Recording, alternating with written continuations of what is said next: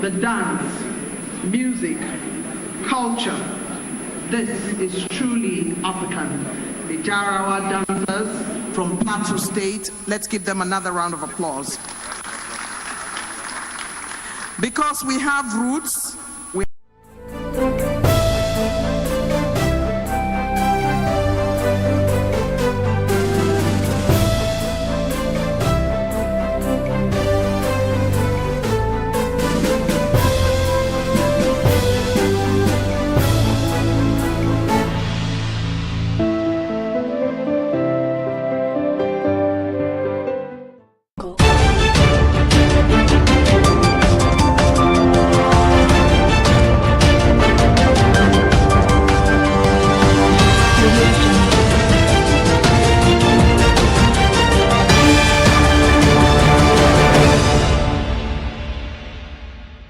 Hello and welcome to Biscon TV News. I am Jones Hussein. First, the headline stories. ADC has no preferred presidential aspirant, David Mark.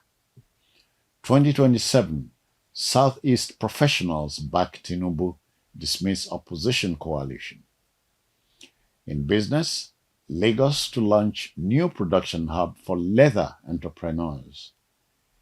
In foreign news, days after Texas floods, at least 161 people still missing in one county. In sports, Flying Eagles begin training in Ghana as tourney kicks off tomorrow. Now the news in detail. The African Democratic Congress, ADC, says the newly formed coalition does not have a preferred presidential aspirant ahead of the 2027 general elections. He said the coalition's focus was to put out a party that would be well accepted by Nigerians. Since the launch of the coalition, at least 3 prominent leaders of the party have hinted at contesting for the presidency under its platform. They include former Vice President and presidential candidate of the People's Democratic Party, PDP, in the last election, Atiku Abubakar, former governor of Anambra State and presidential candidate of the Labour Party in the last election, Peter Obi, and former governor of Rivers State and presidential aspirant on the platform of the ruling All Progressives Congress, APC, in the last election, Rotimi Amechi. But addressing stakeholders of the Kogi chapter of the ADC at a meeting in Abuja on Monday, Interim National Chairman, Senator David Mark, who promised to be fair to all, noted that all the members of the party were equal stakeholders, equal joiners, and equal owners. A group of young professionals from the Southeast have inaugurated a political pressure group to support the re-election of President Bola Tinubu in 2027. The young professionals, under the aegis of the Southeast Progressive Ambassadors, codenamed SEPA 2027 during its recent launch at Abuja, called on Ndigbo to ignore the noisy talks of coalition and join the rest of Nigerians in charting a way for the country by supporting Tinubu. In a statement read at the launch, which was signed by the group's convener, secretary, and leader of the women's wing, John Ike Twaye, Justin Wankwo, and Vivian Najofo, respectively, the group vowed that it would leave no stone unturned in the quest to ensure Tinubu's re-election, insisting that doing so would be beneficial to Ndigbo. The senator representing Kogi Central, Natasha Akpoti-Uduaghan, has explained a decision to shelve her planned resumption at the Senate for legislative duties. According to her, she did so based on legal advice and respect for procedures following a court ruling nullifying her suspension. She also announced her intention to await the certified true copy, CTC, of the judgment making her next move. In defense of her activities outside the chambers while her suspension lasted, Senator Natasha noted that she spent most of her time reaching out to constituents through the provision of democratic dividends in line with avowed commitment to several constituency projects, as well as making progress on our flagship Gold Reserve Bill. We'll take a break here for business news.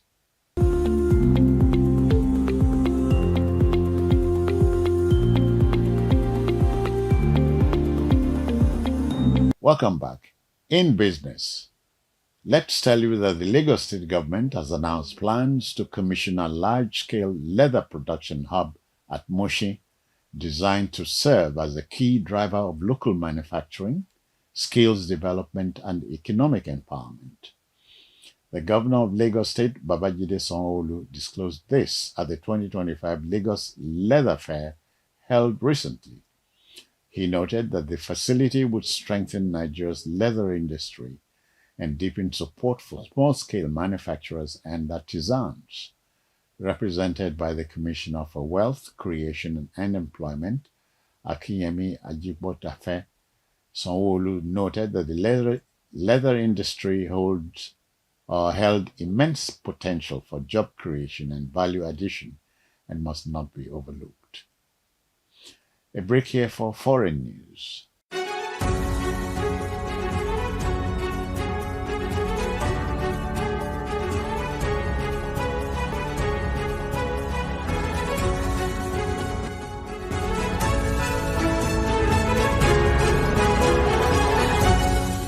Welcome back. At least 161 people are still missing in a single Texas county 4 days after deadly and devastating flash floods hit parts of the state last week, Governor Greg Abbott said, as hopes faded for survivors to be found alive.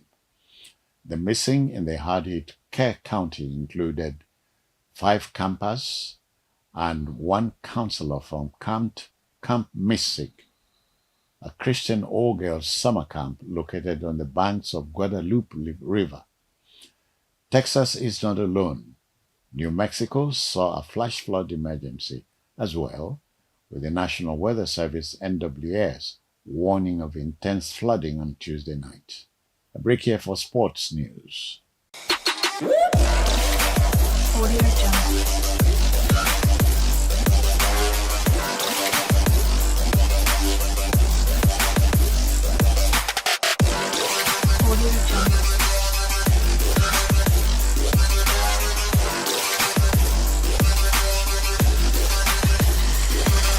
Welcome back.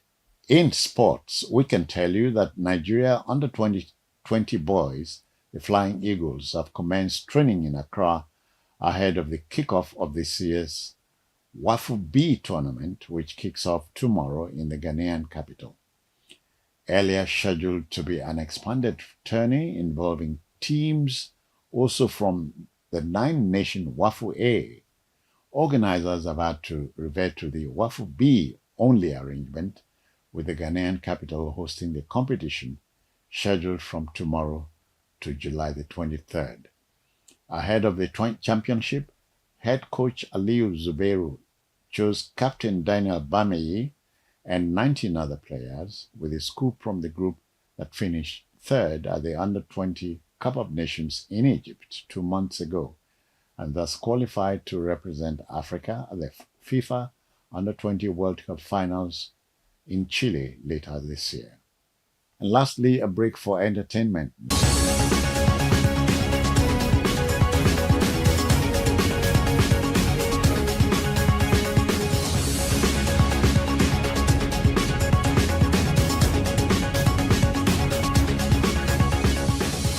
Welcome back. In entertainment, let's tell you that Mr. Joseph Aloba, father of the late singer Ilerioluwa Aloba, popularly known as Mohbad, has filed an appeal seeking to overturn the Lagos High Court ruling that upheld the legal advice which cleared Naira Marley and show promoter Sammy Larry of any connection to his son's controversial death.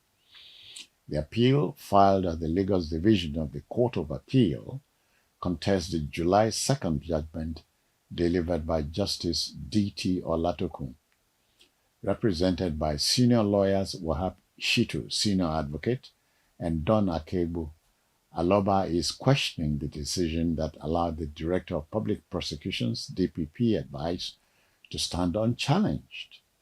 In the appeal documents, Aloba insisted that the trial court was wrong to treat the Attorney General's powers under Section 211(1) of the 1999 Constitution as untouchable. Well, that's it on Biscon TV News for now, compiled by Joseph Ohize and produced by Ayomide and Nimashao. I am Jones Hussein. Many thanks for watching.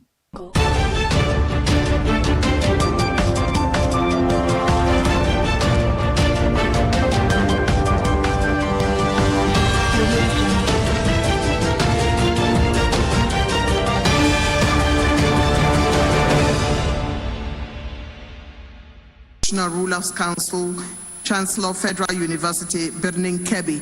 Let's give him a round of applause. He's here with us.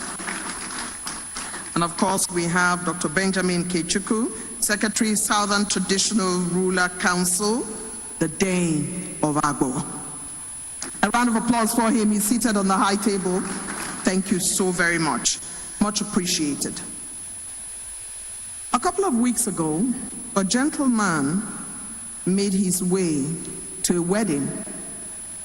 A very celebrated gentleman, a very high-ranking gentleman, and took to the dance floor to show just how much his knees are in good shape.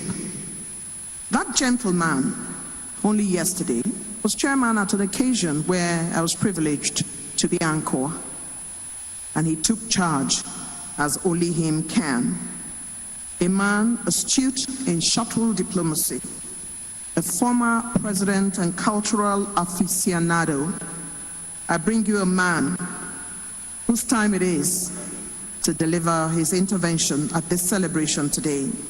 Please help me welcome a man popularly referred to as OBJ, His Excellency, Chief Olusegun Obasanjo.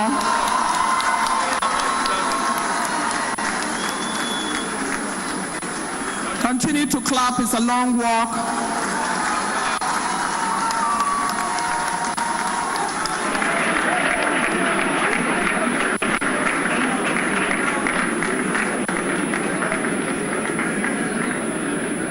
And he makes his way, exchanges pleasantries as he always does.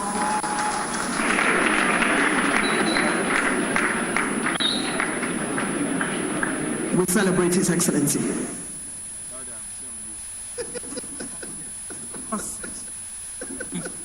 Welcome. Bulus. I'm on you, Bulus, please.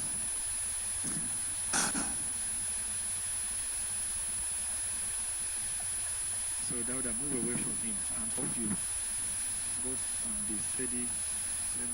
Your Excellency. Go to Gawanda.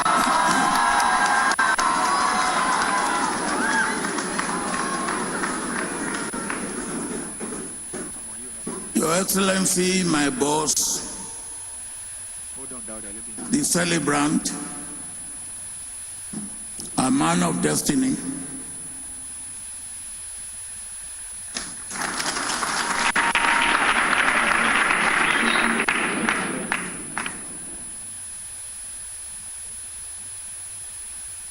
Sir,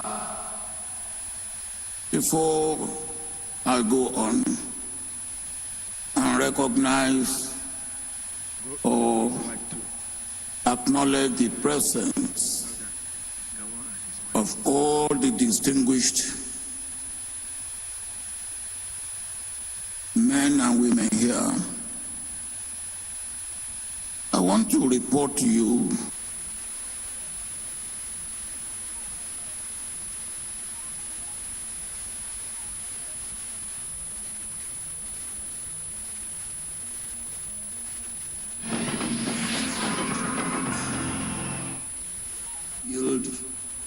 to speak.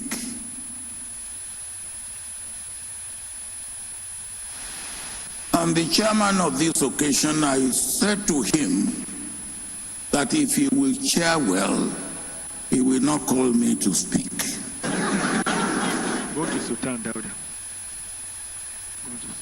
And he said he will use Only his power and authority zoom in to him. Zoom in. to make sure that I am called out Coming to to speak. And I said if he does that, he will not have been chairing well. As if that was not bad enough. we'll go back to Gawan Dauda. When I was called out, he said he has successfully performed a coup.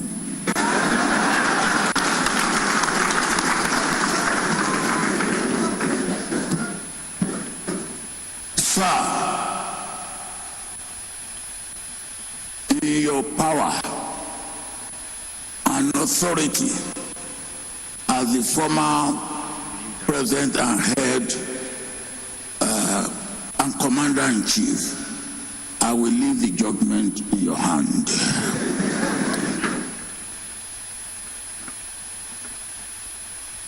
Tomorrow I'm supposed to be speaking. And I don't want to undermine myself by saying today what I should be saying tomorrow.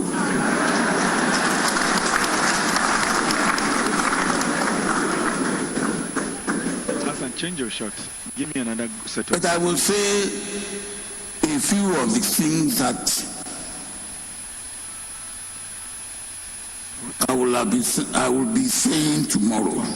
Leave down these camera operators. Go to the phone. One is that Hold it. Come, you Hassan. one is that this is a national celebration.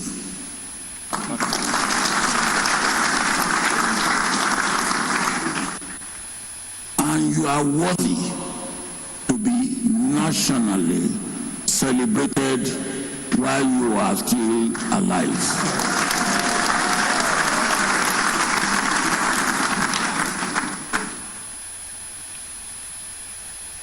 I look at the galaxy of distinguished men and women around.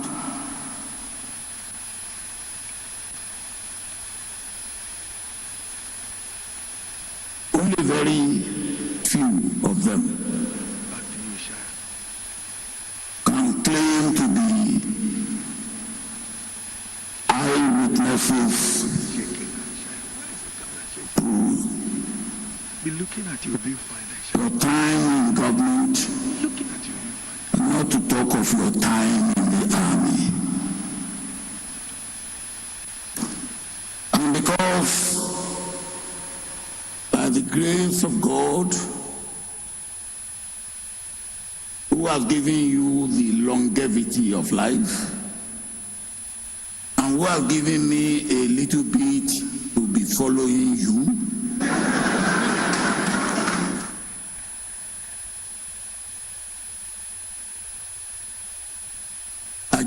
I will just thank God on your behalf that God has made you to be 90.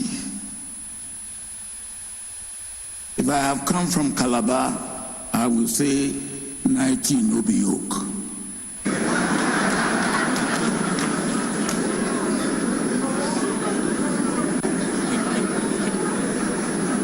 And sir,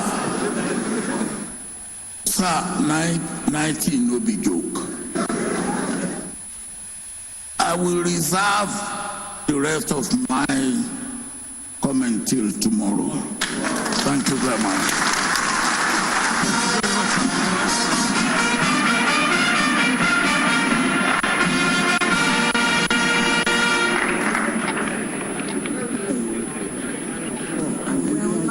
Okay.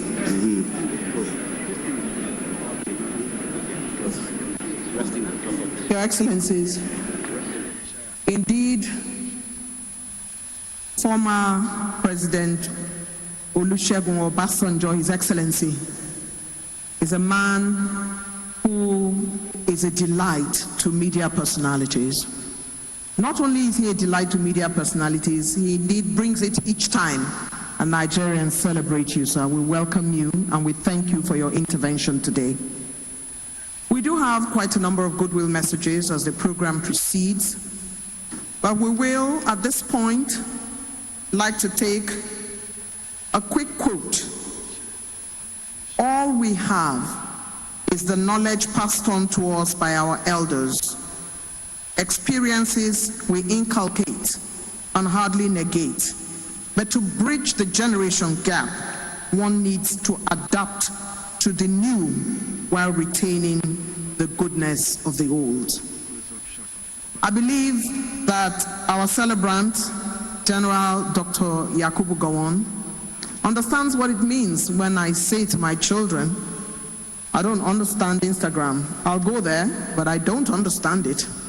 And they say to me that you have to come along. It's also the part where wisdom is conferred on elder statesmen like our celebrant today, who can call us all to order because at 90, he has earned his stripes. Our celebrant today also understands what it means when it is said, remain patient and give all your respect to our beloved seniors. They have earned their dignity through their lifetime. Let's give a round of applause to our celebrant one more time.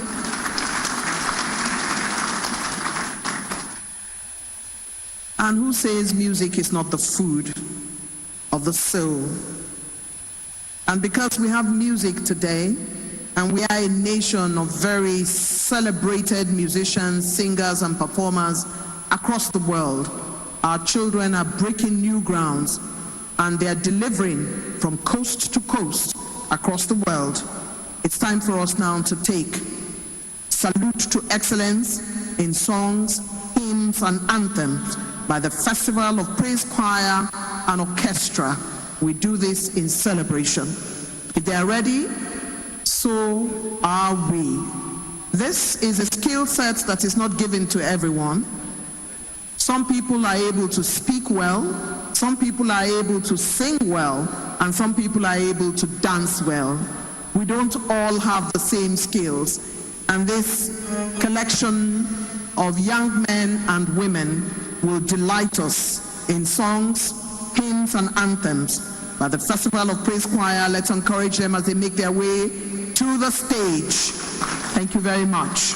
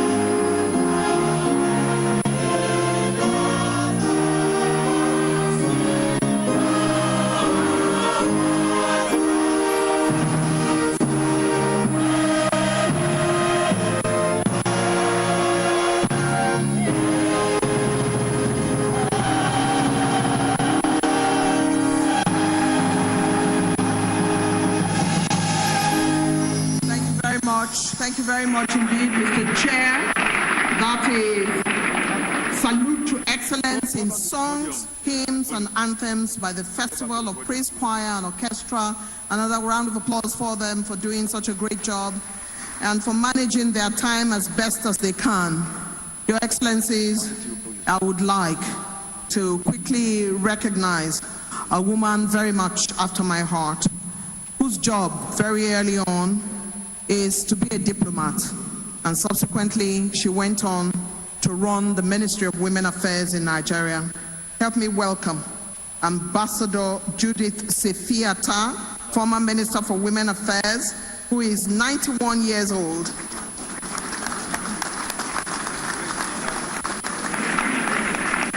Your Excellency, welcome. It's good to see you, ma. And as they say in my mother's place, Nyase Avo. Welcome, ma. Welcome. We also have former Minister of Environment, Her Excellency, Distinguished Senator Helen Eswene, who is in the house with us. I see you, ma'am. Welcome. Good to see you.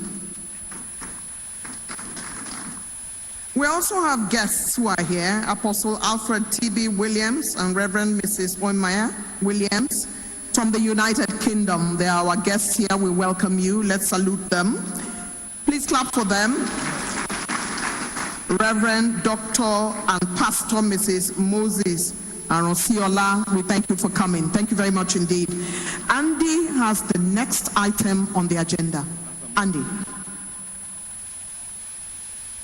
Thank you very much, Your Excellencies. Standing by the already established protocol, I have the very rare privilege of having to introduce our guest lecturer today. Our guest lecturer today is a man that needs really no introduction because he's traversed the length and breadth of Africa and the world, but of course has also won laurels and encomiums, not only for himself, but to the entire continent of Africa. I introduce to you our guest lecturer, Dr. Akinwumi A. Adesina, President, African Development Bank Group. But just as he makes his way here, I'd just like that you stand where you are briefly, because in the parts of the country where I'm from, when we introduce guest lecturers, we ask them to just rise for a brief moment. And I'd like to just quickly say that he is often described as Africa's optimist in chief. African Development Bank Group President Dr. Akinwumi Adesina is widely lauded for his visionary leadership and passion for Africa's transformation. Formerly the Nigerian Agriculture Minister, Dr. Adesina was elected President of the African Development Bank Group on May 28, 2015. He was unanimously re-elected for his second term of 5-year term on August 27, 2020. Dr. Adesina graduated with a bachelor's degree in agricultural economics, first-class honors from the prestigious University of Ife, now Obafemi Awolowo University, Nigeria, in 1981. Dr. Adesina holds a master's degree 1985 and a PhD in agricultural economics 1988 from Purdue University, United States of America, where he won the Outstanding PhD Thesis Award for that year. I thought you were going to give him a round of applause. Dr. Adesina was the prestigious Rockefeller Foundation Social Science Fellowship winner in 1988, which launched him into his international career. A bold reformer, a Minister of Agriculture in Nigeria from 2011 to 2015. Dr. Adesina turned the agricultural sector of Nigeria around within 4 years. Under his tenure, Nigeria ended 40 years of corruption in the fertilizer sector by developing and implementing an innovative electronic wallet system which directly provides farmers with subsidized farm inputs at scale using their mobile phones. Within the first 4 years of its launch, this electronic wallet system reached 15 million farmers, dramatically transforming their lives.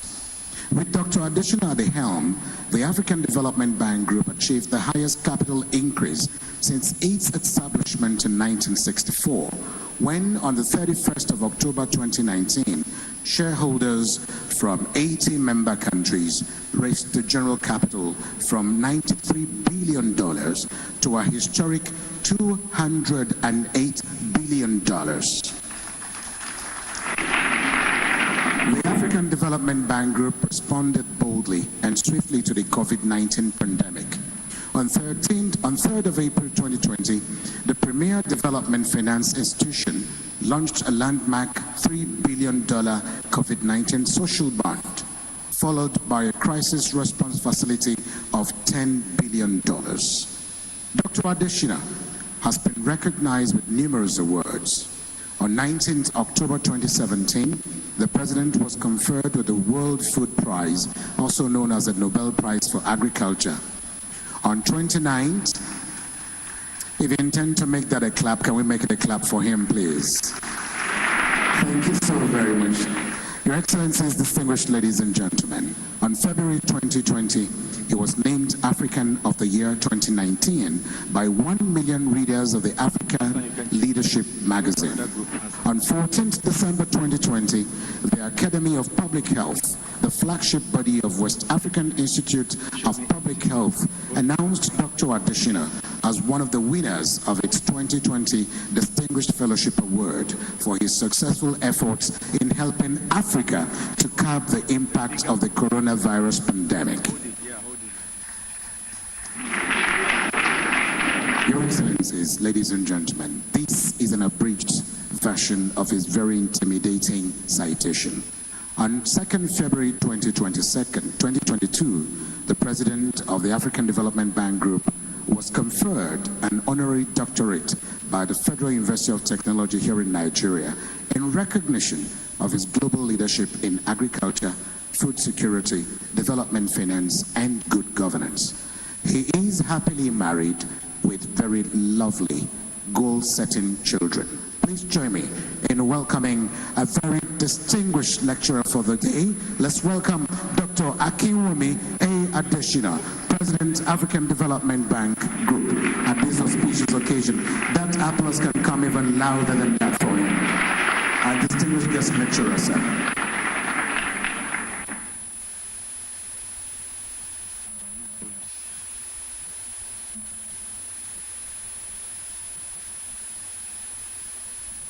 Thank you very much, MC, for those generous words. Your Excellency, Bola Ahmed Tinubu, GCFR, represented by Senator George Akume, CEO and Secretary to the Federal Government of the Federation. Your Excellency, Papa General Yakubu Gowon, GCFR, former Head of State of the Federal Republic of Nigeria, and the celebrant today. Your Excellency, the Field Marshal, Mrs. Victoria Gowon, former First Lady of the Federal Republic of Nigeria. Your Excellency, President Baba Olusegun Obasanjo, GCFR, former President of the Federal Republic of Nigeria. Your Excellency, Architect Namadi Sambo, who was my boss, GCON, former Vice President of the Federal Republic of Nigeria. His Excellency, the Sultan of Sokoto, Alhaji Dr. Mohammed Saad Abubakar III, CFR Chairman of the lecture. And I can tell you, sir, that you are doing an incredible job as the chair, and I think that you use your authorities very, very well, and in fact, you have full diplomatic cover and immunity for all the actions that you've taken. Your Excellency Umar Aliou Touré, President of the ECOWAS Commission, thanks for having us, my brother, at your office here. Your Excellency, Executive Governors, Governor Bala Ahmed, my dear brother, we serve together in the government, and other executive governors here and former governors, the former President of the Senate, Bola Saraki, distinguished senators, honorable members, the National Assembly, past and present, honorable ministers, present and past. I see a lot of my colleagues also here today. Our royal fathers, our spiritual fathers, Professor Jerry Ghana, chairman of the National Planning Committee for the events commemorating the 90th birthday of His Excellency General Yakubu Gowon. And Professor, you spoke like a pastor, and I was really waiting for you to collect the offering at the end of what you said. Maybe you'll do that later on. Eminent guests, distinguished ladies and gentlemen, of course, my very beautiful wife, Grace, Yemisi, is here with me. And I can't do anything without her, so Change this your shot. Baba gave her, actually Baba says that all of my achievements in life, I deserve 45, and he gives her 55. So he always says, she's Yemisi 55, I'm Aki 45, but maybe today you give me 46, sir. And the amazing National Youth Corpus. Yes, Corpus. Your father is celebrating today, so you are all excited. It's a great honor to have been asked by His Excellency General Yakubu Gowon and Mrs. Gowon, and invited by the eminent members of the National Planning Committee to deliver the keynote lecture today. I am filled with a very deep sense of appreciation given the significance of this august occasion.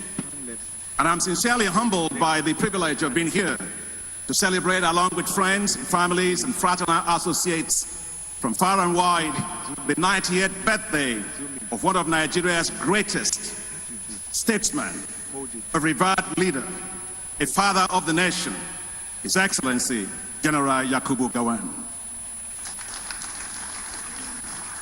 I wish to congratulate His Excellency on his epoch-making 90th birthday. I would also like to extend my congratulations to your ever-beautiful, elegant, poised, wise, never-aging wife, Mommy Victoria Gowon. You're as beautiful as when he married you, actually. And to your dear family that is here with you. General, you remain the youngest person ever to become the head of state of the Federal Republic of Nigeria. At the incredibly young age of 31, responsibility for the affairs of this great nation were thrust upon your shoulders. You married your sweetheart, the radiantly beautiful Victoria Hansatu Zachary. At the age of 34, you were. She was 23. And what a day it was. The image of both of you walking resplendently down the aisle of the Christ Church Cathedral, Lagos, is still etched in the minds of those of us old enough to remember. Permit me to go down the memory lane, General Gowon. And if I might, sir, I think I am a bloody civilian, so I can still do this.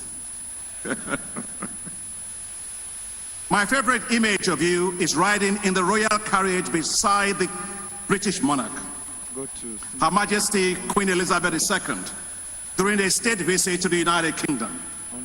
As you waved to an adoring crowd with your impeccably white gloves, it was an unprecedented reception, and one reserved for exceptional global leaders of that era.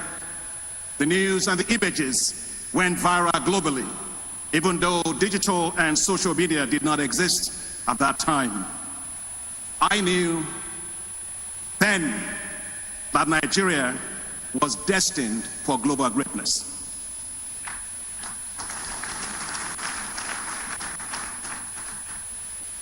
It is extremely hard to believe that the young and incredibly handsome military officer with a thin mustache, in fact, General, I want to tell you, sir, I actually started wearing a mustache just because of you.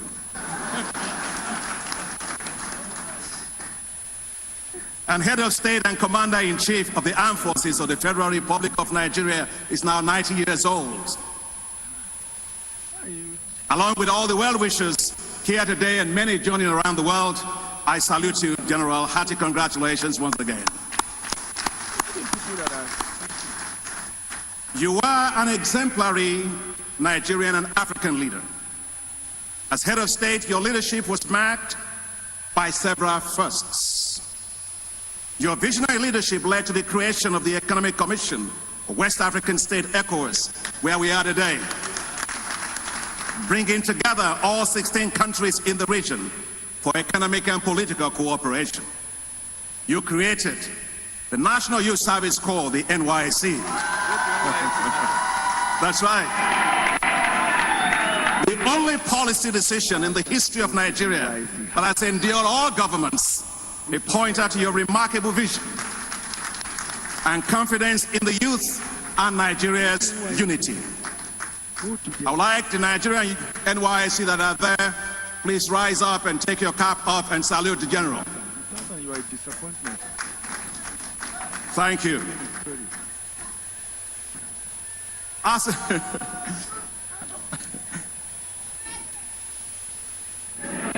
All right.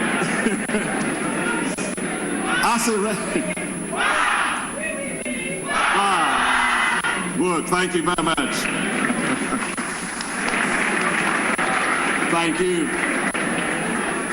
As a recognition of the beauty and richness of our cultural diversity, and ahead of the first ever Festival of Arts and Culture, FESTAC, you commenced the construction of the National Theatre, now named by His Excellency President Bola Ahmed Tinubu, the Wole Soyinka Center for Culture and Creative Arts.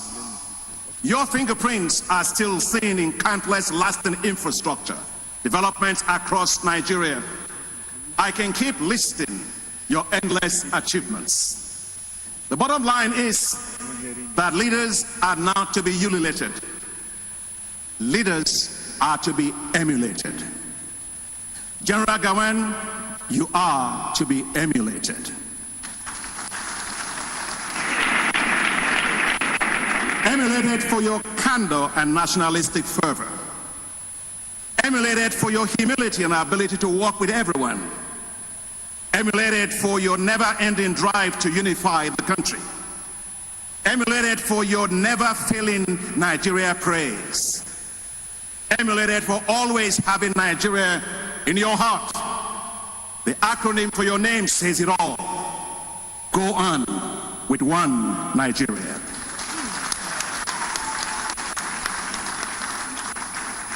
When General Gawan was told he had been overthrown in a military coup while attending an OAU summit in Kampala, Uganda, he was amazingly calm and collected. He was the embodiment of serene demeanor he was known for as he walked briskly out of the hall. When asked by the reporters what was next, he said in a very few words, one of his standout statements of all time: "Take care of Nigeria for me." What a profound statement to make at the lowest point of one's career.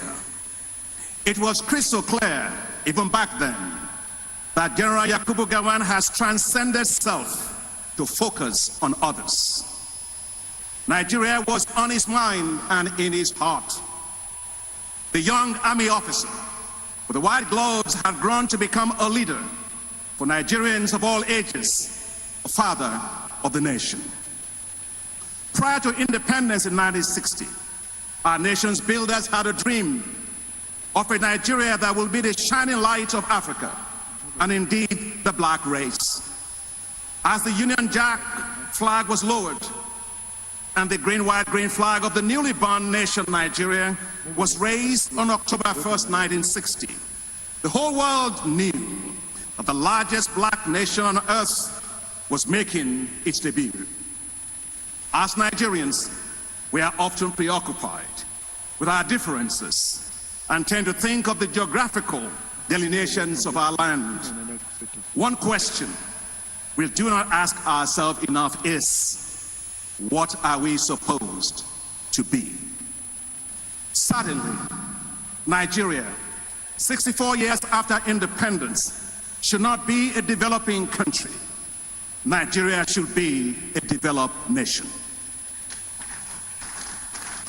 Hassan, can you hear me? As president of the African Development Bank, as I travel around Africa, one issue that often marks conversations is, when will Nigeria develop? I have listened to several leaders tell me that the rise of Africa depends on the rise of Nigeria. As the largest black nation on earth, we carry within us the hopes and aspirations of all black people in the world. The yearnings that this nation will become a beacon in the world and an inspiration that will elevate the whole continent of Africa. It is therefore time that we start thinking of Nigeria not in terms of what or where we currently are or how we currently see ourselves, but rather in terms of the responsibility of history that we must lift all of Africa. Right, a little bit to center your shot. When the Gulf region was to develop, I'm on you, it took Saudi Arabia to set the pace. And today, United Emirates, Qatar, and Kuwait, each of those nations have risen to become global giants. When Europe developed, it needed Germany, the United States, and France to grow the continent. Asia had to develop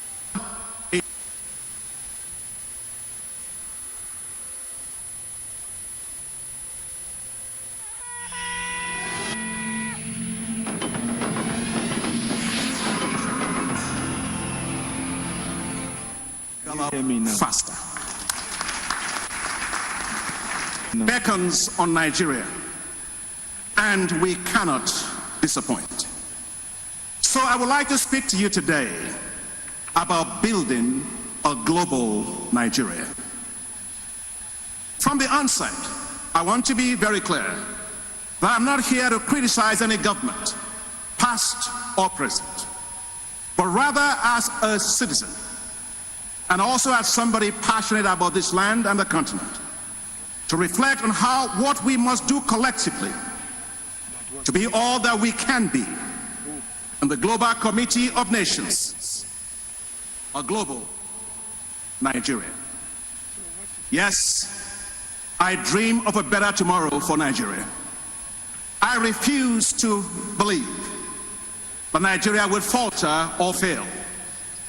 I believe that Nigeria will overcome, rise, flourish, and shine. I believe that Nigeria shall be all that it is meant to be. It was Martin Luther King who said, "History has thrust upon me a responsibility which I cannot turn away."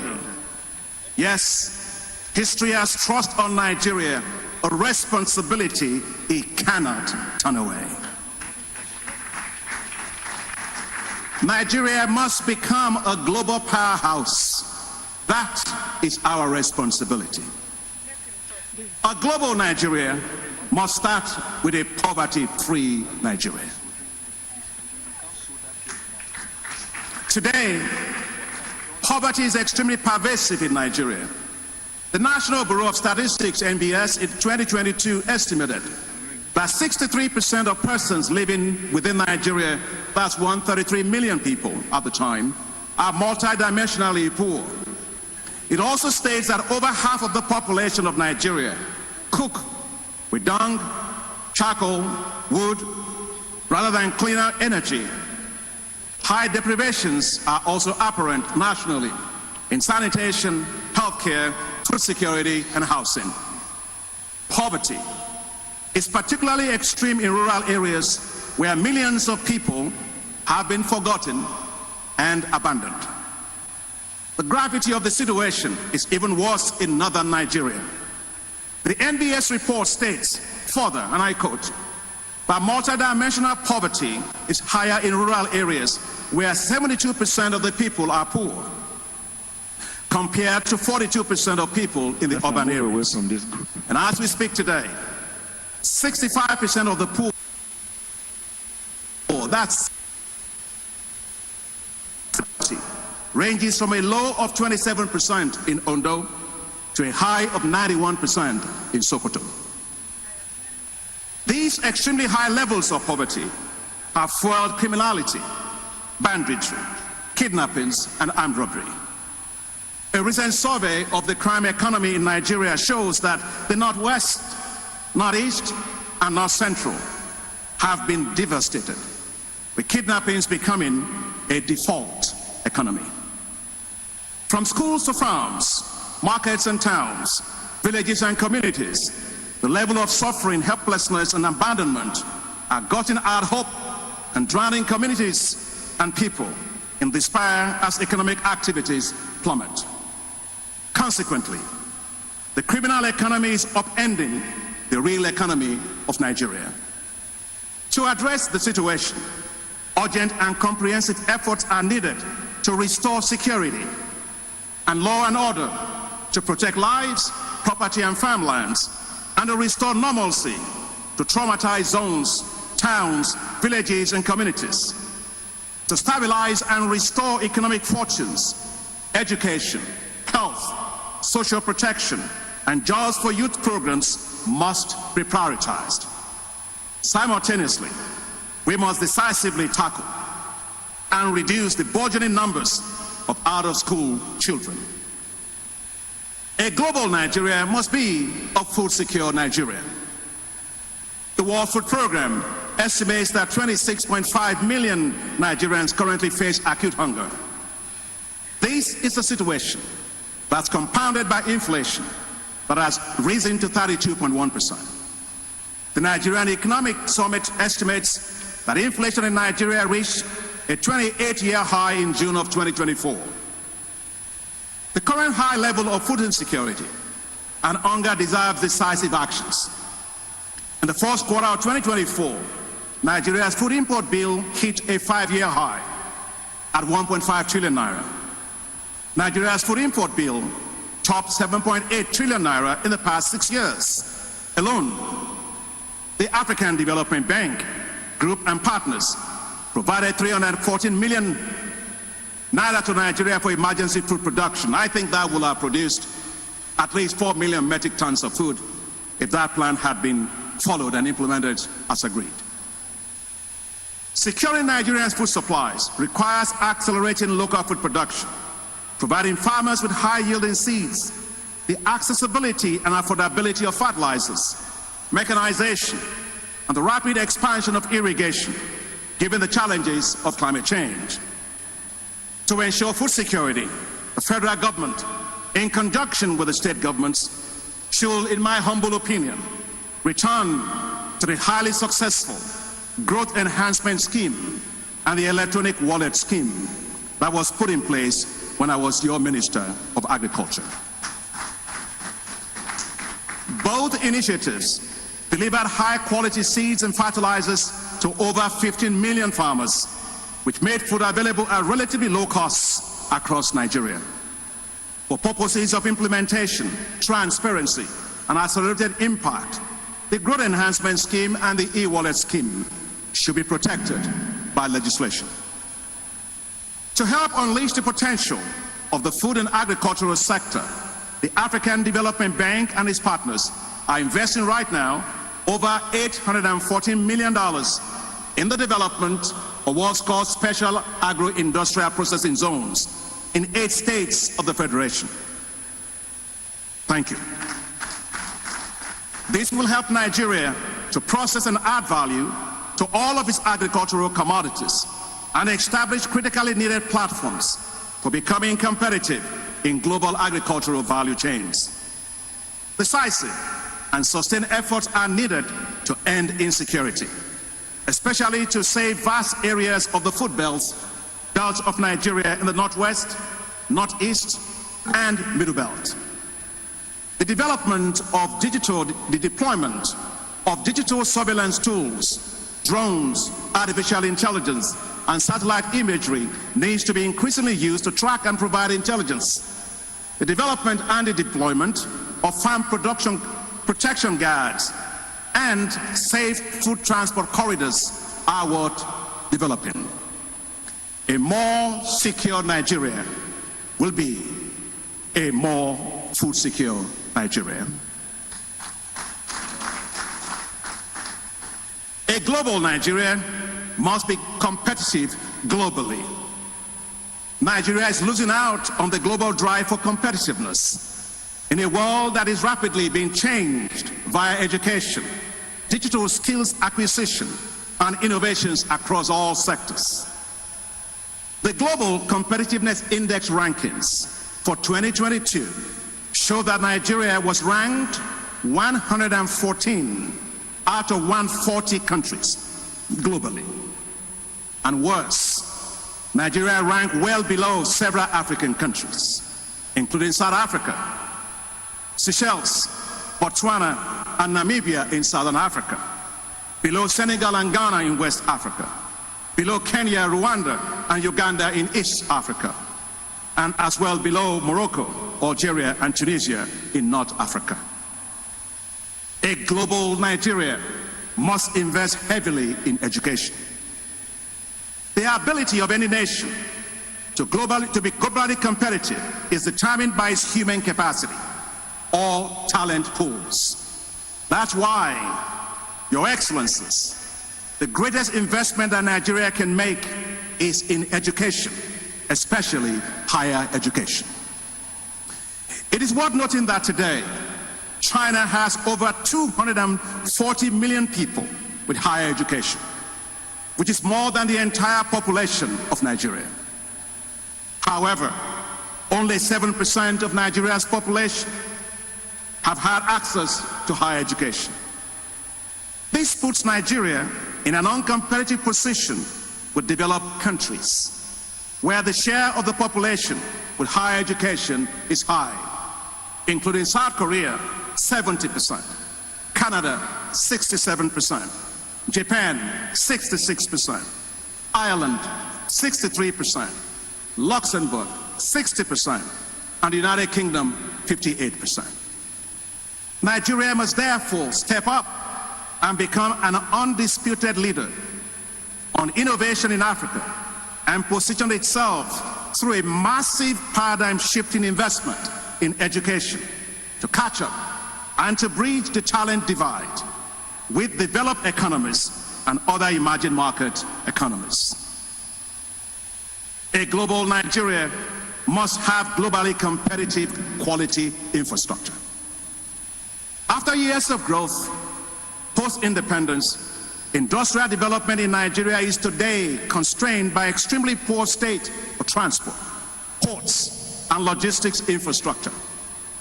Estimates suggest that it costs $35,000 to export 100 tons of produce from Nigeria, compared to just $4,000 from Ghana.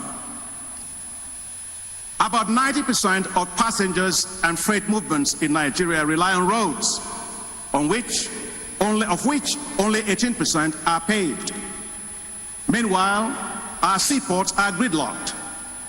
Recently, the Financial Times reported that the congestion at the port in Lagos has become so bad that it could cost more than $4,000 to truck a container 20 kilometers inland, almost as much as it costs to ship the very same container 12,000 nautical miles all the way from China. Here, Nigeria can learn from Morocco, where the African Development Bank supported the development of the Tangier-Med port. This port is unique. It is an industrial port complex and platform with over 1,100 companies operating from within it. They collectively exported over 8 billion euros worth of goods in 2020. The port is home to several global companies, including Bosch, Daimler, Huawei, Siemens, and several others. Local companies located in the Tangier-Med have also allowed Morocco to move up several global value chains, including automobiles, automotive parts, aeronautics, agriculture. Thank you. Agriculture, food manufacturing, textile, and logistics. Annually, Your Excellencies, ladies and gentlemen, over 460,000 cars are manufactured in that zone for exports every year. And more interesting is that the bulk of the workers and employees at the port complex are Moroccans. I decided to take a walk one day at the Tangier-Med port. I saw a well-synchronized maze moving with incredible efficiency. There were no kilometer-long lines of trucks waiting to get in and out of the port. The takeaway from Morocco's Tangier port is simply this: Nigeria must move away from the usual Gestapo-like approaches of raiding ports, or deploying soldiers to decongest ports, or having to control vehicular traffic at the ports. There are more sophisticated and efficient ways of doing so. With a view to creating a global Nigeria, Nigeria's focus should not be on decongesting ports, but on transforming ports. These must start with cleaning up administrative bottlenecks, most of which are completely unnecessary, with multiple government agencies at the ports, high transaction costs, and even blatant extortion from illegal taxes and contributions that never go into government coffers. To strongly support Africa's social and economic growth, the African Development Bank invests heavily in infrastructure. Over the last 8 years alone, we have invested over $55 billion in infrastructure, including roads and highways, transport corridors, seaports, airports, ICT infrastructure, and regional power transmission networks. The African Development Bank has invested $369.2 million in the highway connecting Enugu to Bamenda in Cameroon, a transport corridor that will serve 11 million people. Also, we have invested $49.5 million in the Lekki Toll Road, easing traffic and lowering transport costs. The bank is mobilizing now support for the development of the railway line connecting Kano to Maradi in the Niger Republic. And of significant note, the African Development Bank has provided $12.6 million to my brother, the President of ECOWAS Commission, to support a feasibility study for the Lagos-Abidjan Corridor Highway. As a bank, we and other institutions will help to mobilize the $15 billion necessary to finance that corridor, which carries over 80% of the trade in the region. When completed, the corridor will enhance transport connections from Nigeria to the rest of the West Africa region, with one border posts to facilitate intra-regional trade. And just for full disclosure of why this is very important to me, when His Excellency President Muhammadu Buhari was president, I came here to see him, and I talked about this particular project. He told me, Akin, if you don't get that project on the way, don't come back to Nigeria. And when I went to Ivory Coast, where I was staying, President Alassane Ouattara looked at me and said, Akin, if you don't get that railway, that corridor done, don't stay in Abidjan. So you can imagine I have my incentives to get it done. But I want to thank the President of ECOWAS for the great work he's doing to get this on the way. A global Nigeria must achieve universal access to electricity. Today, the major challenge facing Nigeria's manufacturing is the very high cost and unreliability of electricity supply. Load shedding and the inconsistent availability of electrical power have resulted in high and uncompetitive manufacturing costs from Nigeria. Most Nigerian manufacturing companies self-provide their own energy, with a high dependence on generators, diesel, and heavy fuel oil. Their emissions contributions make them brown industries, not green industries. And I remember one day I was traveling with my wife from Ibadan to Lagos, and I saw this really weird big advert, and it was all about generators. And they wrote under it, "We are the nation's #1 reliable energy supplier." It has been estimated by the IMF, the International Monetary Fund, that Nigeria loses about $29 billion annually. $29 billion annually. That is 5.8% of its GDP, due to lack of reliable power supply. The report also indicates the Nigerians spend $14 billion per year on generators and fuel. There is no better way to say it. The lack of electricity is killing Nigerian industries.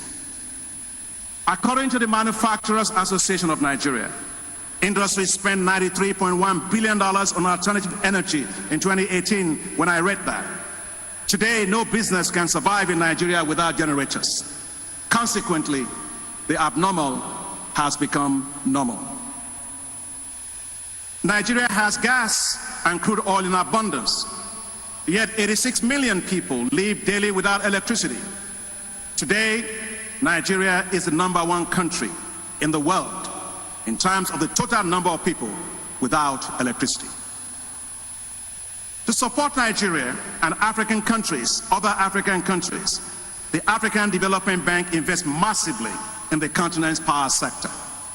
To support the implementation of Nigeria's power sector recovery program, the bank provided $200 million for the Nigeria Electrification Project, which is designed to fill the country's electricity access gap. We have invested $210 million in the Nigeria Transmission Project to strengthen the grid power evacuation and regional interconnection.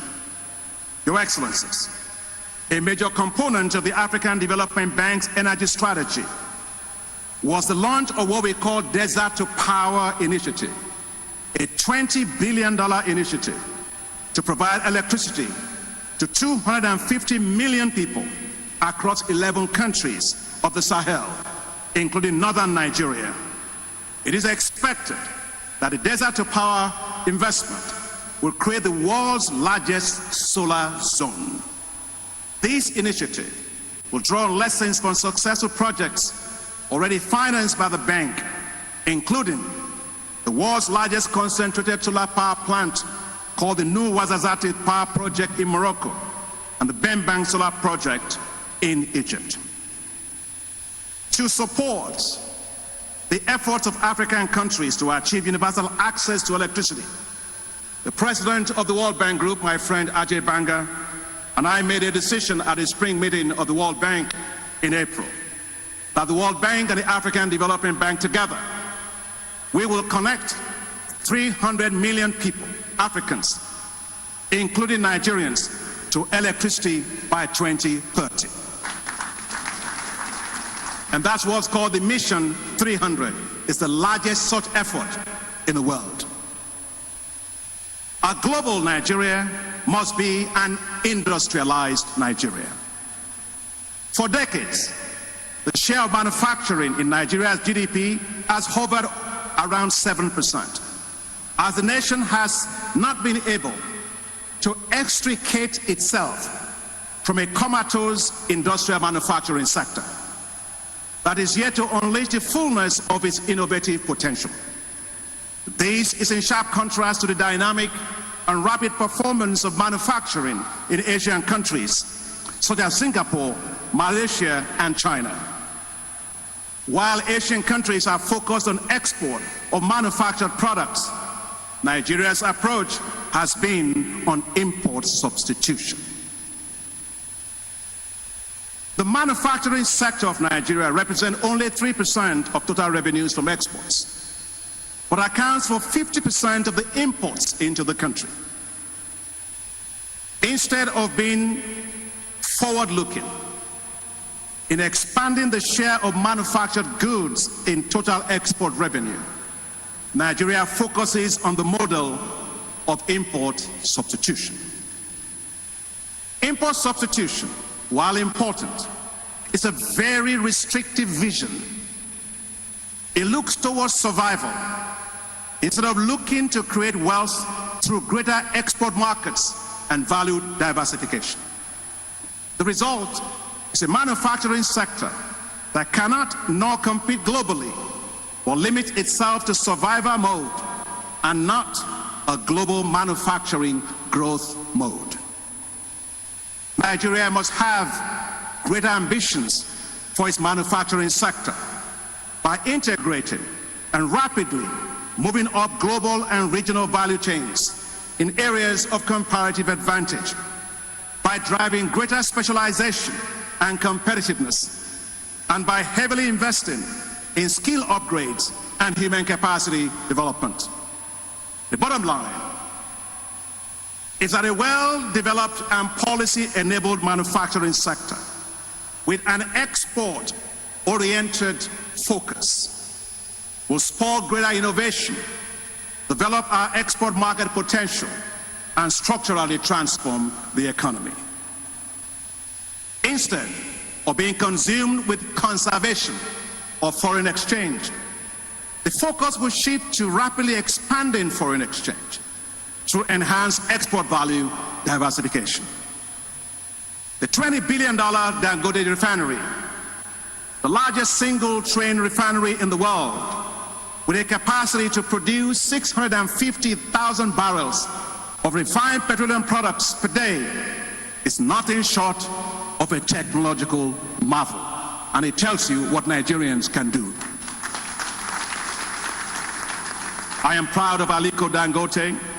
I went there myself, and I said to myself, if a person can do this one in Nigeria, just imagine if you have so many of this in Nigeria, what we will be.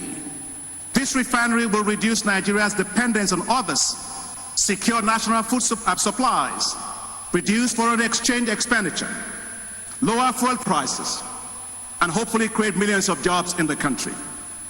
Nigeria needs more industrial global launching pads like the Dangote refinery. As head of state, General Gawan's National Development Plan was a masterpiece.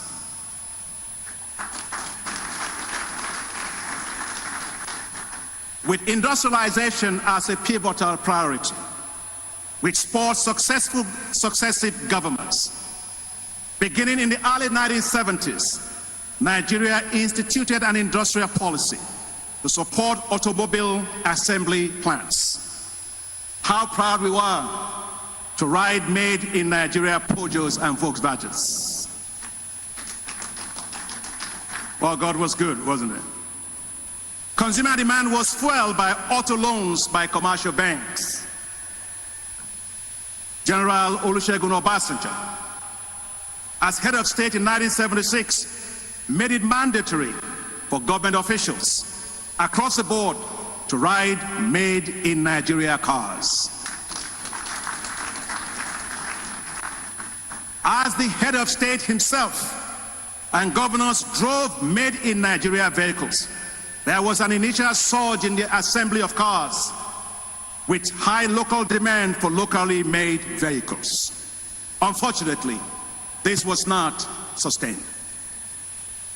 If Nigeria had sustained this drive, it would have become the lead exporter of vehicles in Africa and to the rest of the world. Exactly what South Africa has done and become today. Today, Nigeria prides itself as a demand center for vehicles made by others, wasting resources that it should put into building and supporting a strong local automotive industry. The emergence of Innocent Automobile, an indigenous Nigerian company based in Inewi, Anambra State, is to be highly applauded. I am proud of Innocent. Today, Innocent's fleet includes several options, including fuel and electric vehicles, and military-grade armored vehicles, which it now exports. I think you should clap for him. But it would make more than one company, it would take more than one company to build an industry. The advantages for a sound local automobile industry will be massive. Massive. Research, technology, and innovation. Highly skilled engineers and labor force. Small and medium-sized businesses supplying the automobile value chains. Savings from exports, imports, and so on. With the size of its population and markets, Nigeria should pursue vigorously joint ventures to establish major auto manufacturing industries in this country. An industrialized Nigeria will be a wealthy and prosperous Nigeria. A nation that should inspire Nigeria to be all it can be is Korea. Korea does not import to consume. It imports what it uses to drive its industrialization.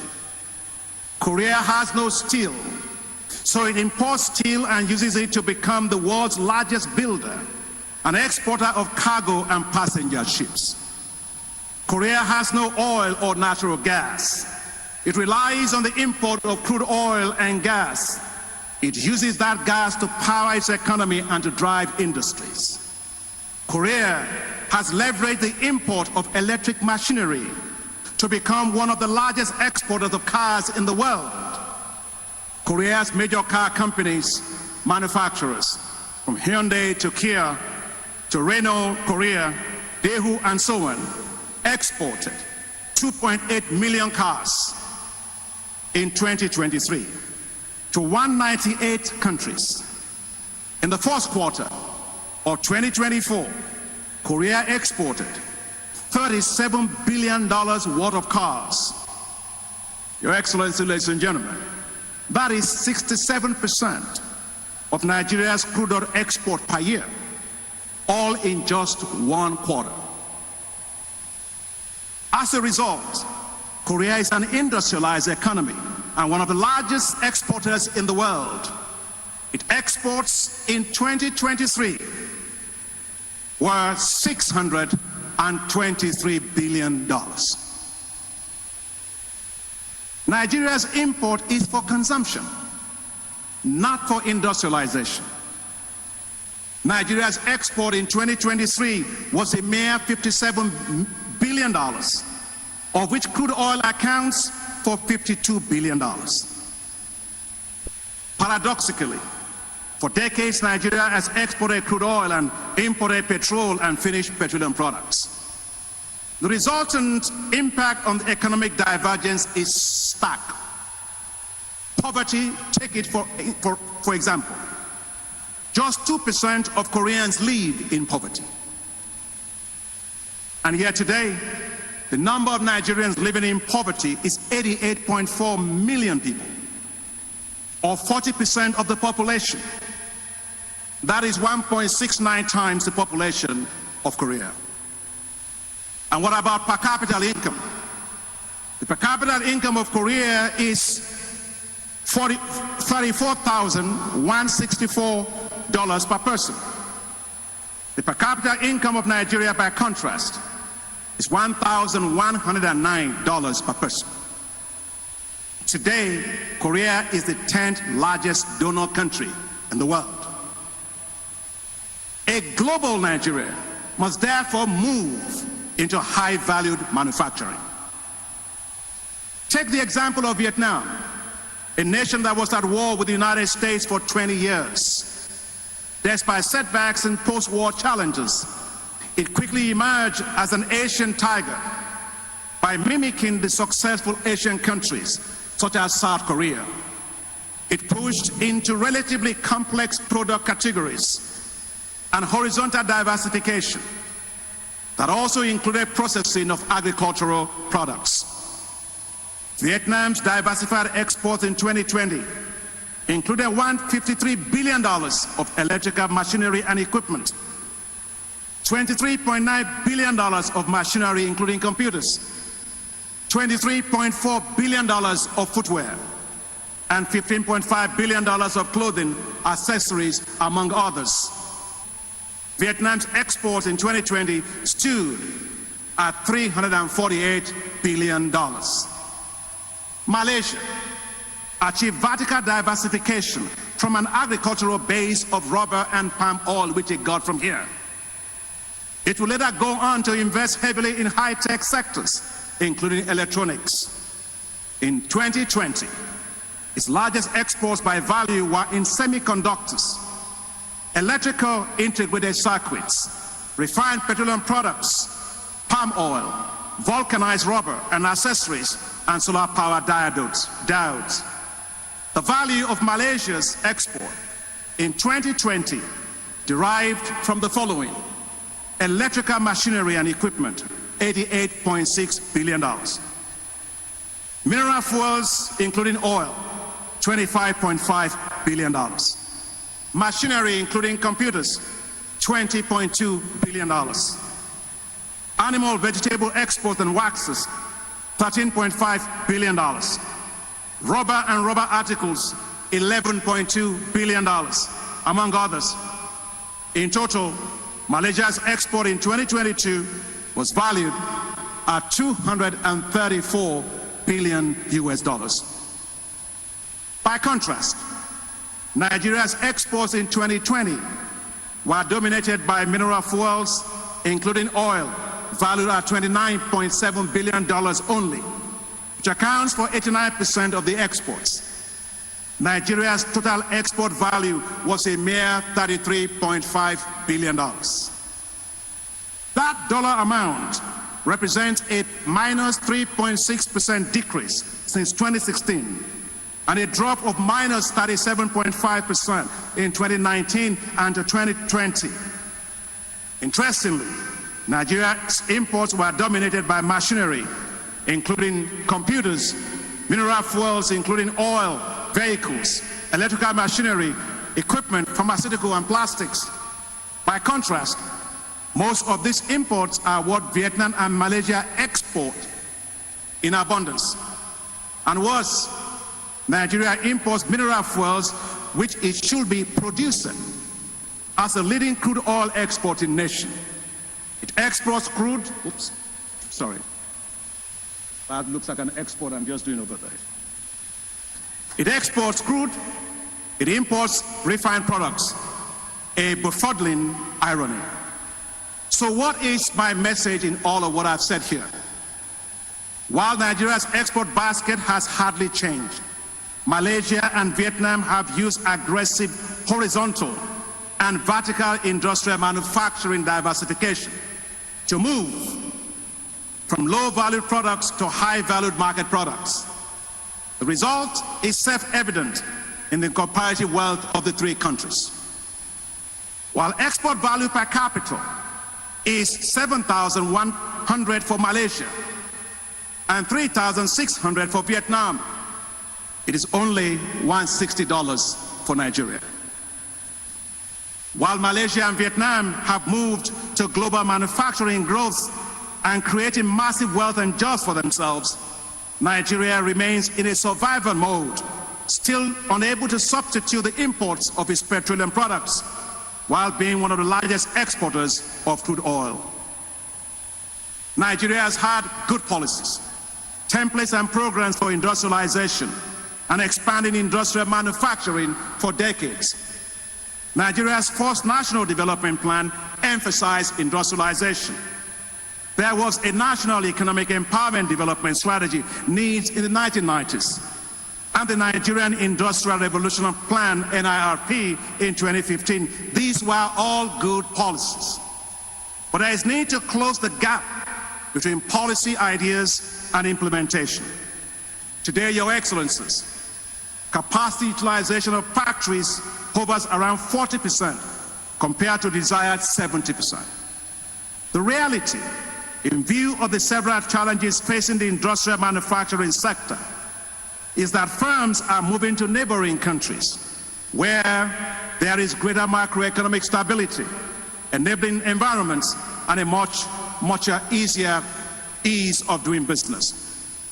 To be a manufacturer in Nigeria is not an easy business. You succeed not because of the ease of doing business, but by surmounting several constraints that limit industrial manufacturing. Your Excellencies, a global Nigeria must deliver a talent dividend. The rate and speed at which Nigerians are leaving the country, the so-called Japa syndrome, risk undermining Nigeria's economic drive for economic rejuvenation and positioning for global dominance. Nigeria's best talents, including doctors, and nurses, and lawyers, and engineers, architects, and computer programmers, artists, and cultural entrepreneurs, sport athletes, and even bankers, are voting with their feet and leaving Nigeria in droves due to economic hardships, high unemployment, a corrosive rate of inflation that daily eats away the value of their assets, insecurity, and a palpable decline in their quality of life. PricewaterhouseCoopers estimates that the exodus of Nigerian talents will lead to a loss of close to $5 billion annually in this country. Yet, this is happening against the backdrop of rapid growth in artificial intelligence that holds enormous opportunities for shaping and transforming the world economy. In a recent analysis, PwC estimated that artificial intelligence will add $116 trillion to the global economy by 2030 and $316 billion annually to the economies of just 4 African countries: Nigeria, South Africa, Kenya, and Ghana by 2030. Nigeria is well poised to take advantage of this opportunity, with the nation being one of the leaders in the fintech industry, and companies such as Flutterwave, PalmPay, MTN Mobile Money, PiggyVest, ranking among the top 250 fintech companies globally. And I think we should clap for these young guys. Nigeria also has 5 out of the top 7 unicorn fintech companies in Africa. Just to be clear, for those that don't know what a unicorn is, that's when the capitalization of a company reaches $1 billion and above. So when you have young Nigerians, 5 out of 7, with companies doing that, that tells you the potential that we have to take over the world. Today we have InterSwitch, Flutterwave, Opay, and Andela demonstrating the ingenuity and the entrepreneurial capacity of Nigerians to lead, to innovate, and to dominate the competitive industry of the fintech. That is why, Your Excellencies, the African Development Bank, along with partners, is investing $614 million in Nigeria in what is called an iDice program. This bold initiative is designed to develop digital and creative enterprises, which will add $6 billion to Nigeria's GDP and create 6.4 million jobs. The African Development Bank is also supporting a center of excellence in computer coding in Nigeria as part of our larger effort in Africa to develop 130 other centers that will develop the next generation of computer coders for artificial intelligence-driven economy that is already here. However, the jackpot syndrome risks unraveling Nigeria's capacities in these fields unless urgent actions are taken to stem the tide. In 2022, a survey by Tech Cabal says 47% of the tech professionals in Nigeria indicated a desire to leave the country by 2024.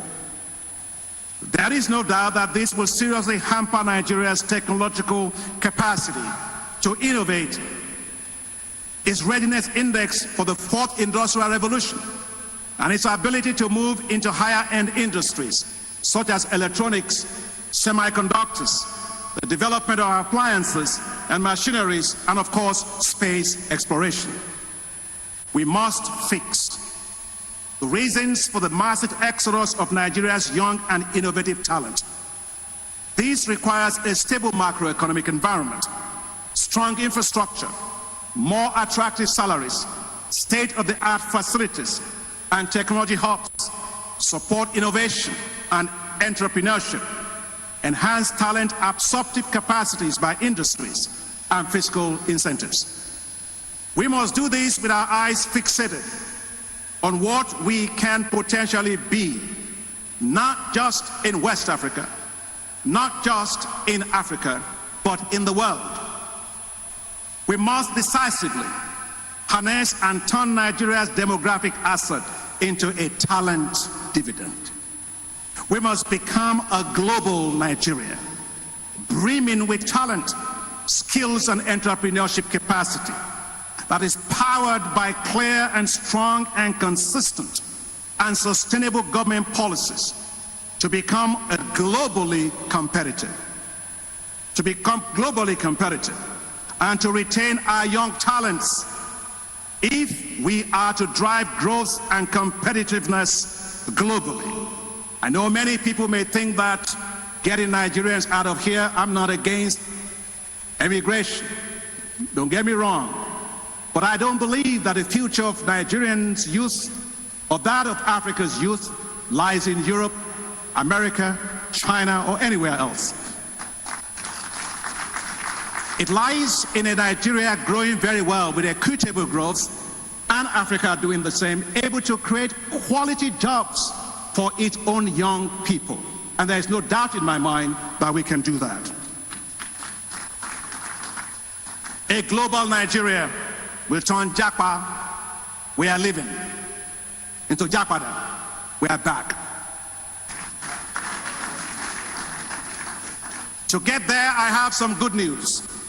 I'm delighted to announce here today that just 3 days ago, the African Development Bank's Board of Directors approved $100 million for the establishment of the Youth Entrepreneurship Investment Bank for Nigeria.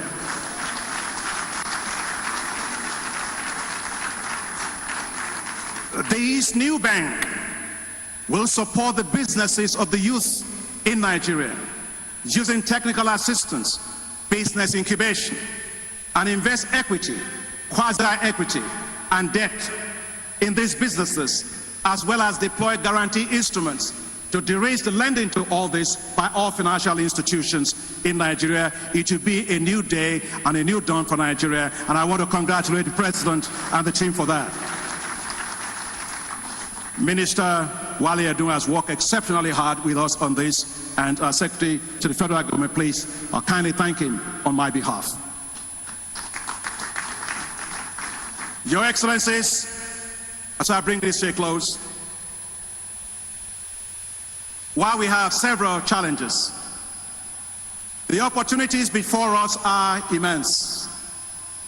Our challenges are nothing more than hurdles that we can and we must surmount in our race to transform Nigeria from a developing nation into a developed and well-respected nation. The French poet and novelist Victor Hugo said, "Nothing is more powerful than an idea whose time has come." It is time for a global Nigeria.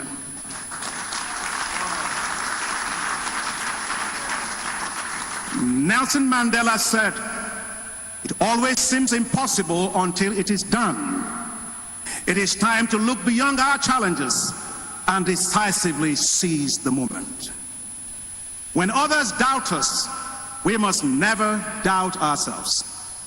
United, focused, and determined, we must create a new and brighter future for Nigeria, a global Nigeria. For the time has come for Nigeria to arise and shine.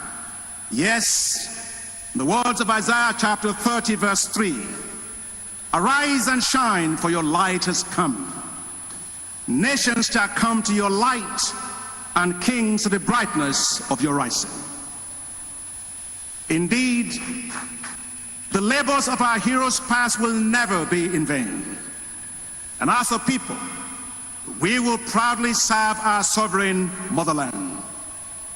I am optimistic about a global Nigeria. It is well within our collective reach and our collective capacities to make it happen. As we celebrate General Gawan's 98th birthday and Nigeria's 64th birthday, let us in unison commit to achieving a global Nigeria.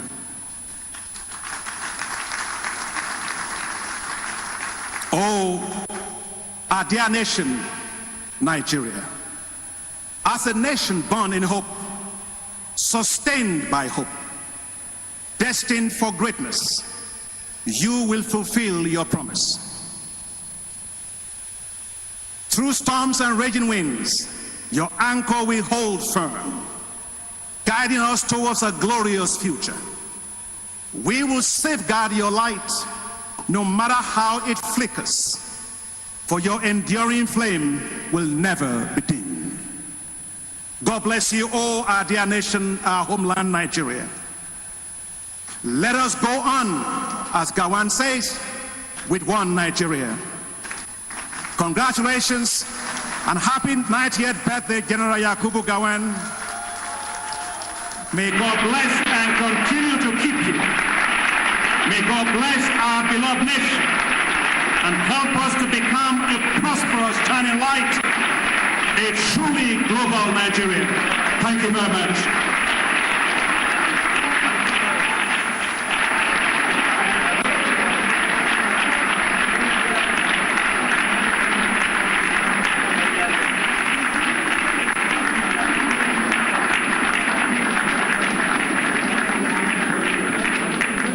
Your Excellencies, please be seated.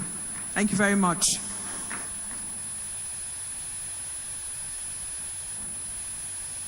Today, we listened to a passionate Nigerian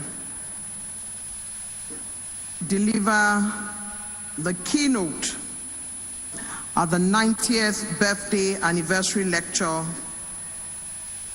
on this 18th day of our Lord 2024.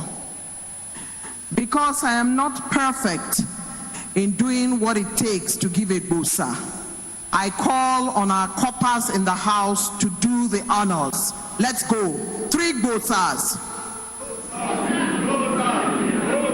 I can't hear you. Dr. Adeshino, that was for you. We need a global Nigeria, a nation that must stand tall so that Africa can follow. For Africa to move fast, Nigeria has to be in a hurry. We need a Nigeria that understands what time it is. We need to step up to become an undisputed leader. A prayer, advisory, and a keynote address. An academic of no mean repute, a man of excellent erudition, a development economic expert, and an agricultural economist par excellence, a passionate Nigerian, an international technocrat, trenchant and cerebral, Dr. Akinwumi Adesina, President of the Africa Development Bank, a gift from Nigeria to the world. Congratulations, sir. And of course, why not?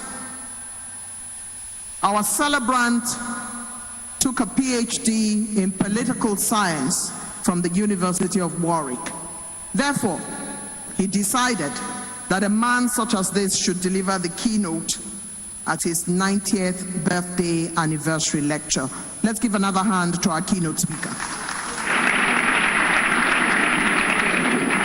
I would like to especially celebrate the woman who makes it all happen at the home front and in her own area of expertise by ensuring that Dr. Akinwumi Adesina remains so ever young, Mrs. Grace Adesina.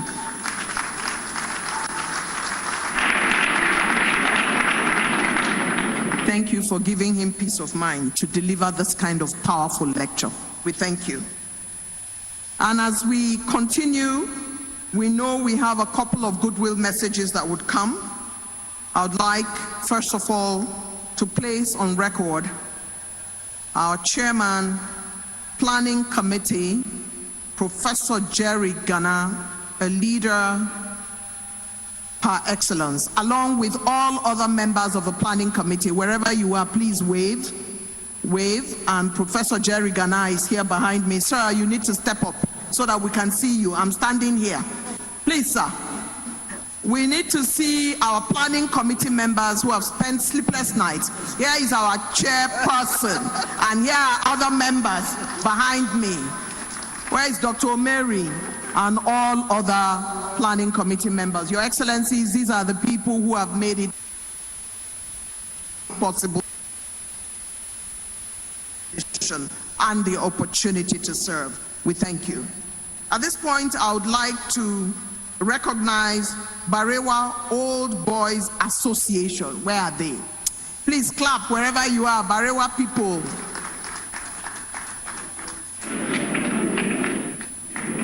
Serving and former permanent secretaries in the House, we thank you, sirs, for being here. We appreciate all of you. Dr. Umaru Mutalab, a financial colossus, is in the House. Where are you, sir? We're very pleased to have you join us today.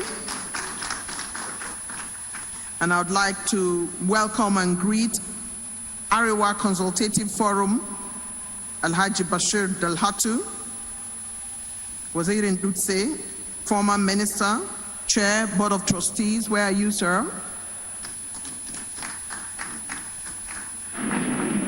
And all other members of the Arewa Consultative Forum. We're live on NTA channels, Arise, FRCN, YouTube.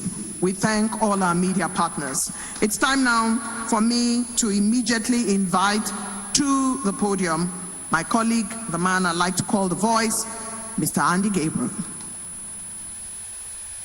Thank you. I have the opportunity of having a word with the chairman of the occasion a little while ago, and he has directed that we need to speed up the process. And in doing that, Mr. Chairman, kindly indulge me for 2 minutes, because I just want to run through the list of these distinguished guests who have come all the way from outside of Abuja to grace this auspicious occasion. I recognize Your Royal Majesty Kabiyesi Dr. Adetayo Hastrop Olumobi of Imobi, Ijesha Kingdom, Osun State. Kabiyesi, we welcome you. We also recognize the presence of His Excellency Distinguished Senator Ojus Okalu, Your Excellency Distinguished Senator Simon Bakola Long, former Governor of Plateau State, Your Excellency Distinguished Senator Jonah Jang, former Governor of Plateau State, Reverend Dr. Ayuba Bagat, ECWA President, Alhaji Nasiru Dano, CEO Kasaba Oil and Gas, AVM Edward Gapwet. We also recognize Your Excellency Senator Abdulaziz Yari, former Governor of Zamfara State, and of course Senator Tijani, and of course His Excellency Obong Victor Atta, former Governor of Akwa Ibom State. We welcome you. Please give all of them a deserving round of applause.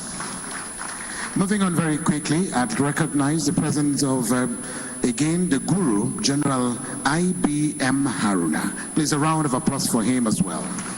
Thank you very much. We're going to put paid to the recognitions as I recognize the presence of Right Reverend Michael Akinwale, Archbishop of the Methodist Church, Abuja. We welcome you. Moving on very quickly, Your Excellencies, Mr. Chairman, ladies and gentlemen, I just want to bring to the stage 2 cultural troupes for just 3 minutes each. The first is a cultural troupe from Benue State of Nigeria. The Tiv cultural troupe, very rich, their attires and everything. And the second one will be the NYSC troupe, Benue State cultural troupe. Please, let's have you very quickly. You have 3 minutes only. I don't want a situation where you come here and do more than 3 minutes.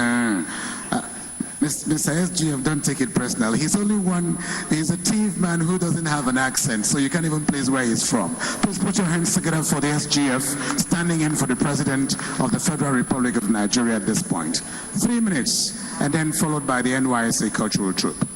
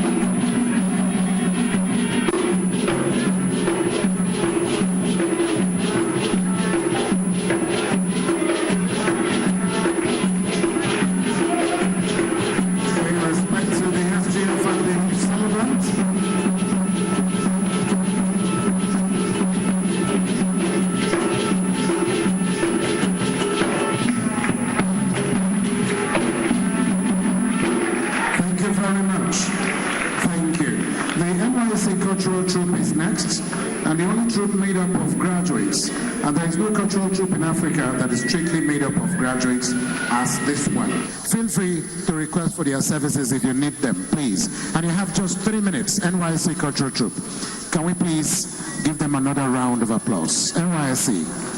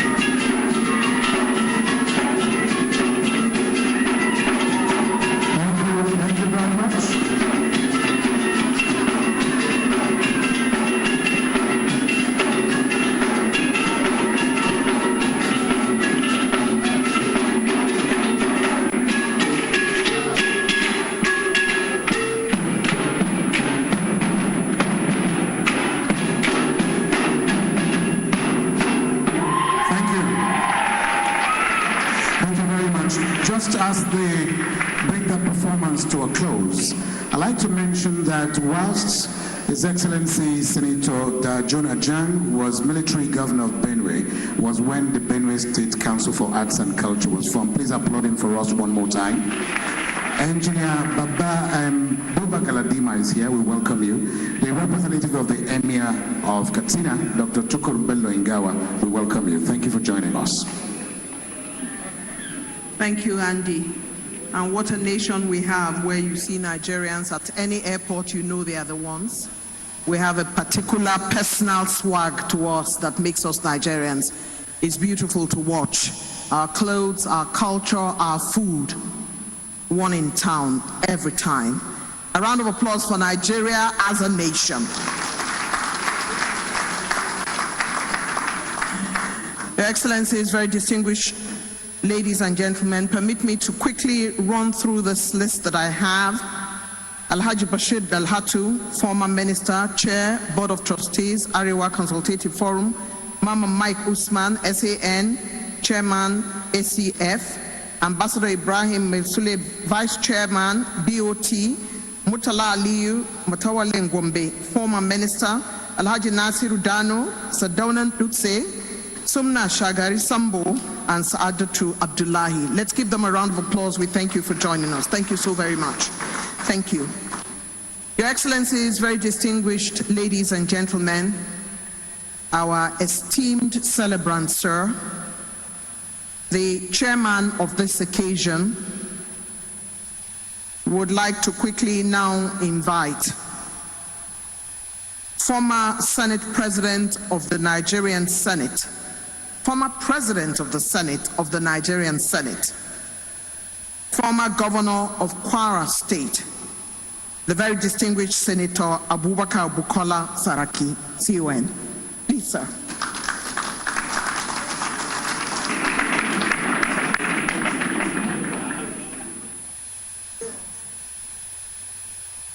Thank you very much.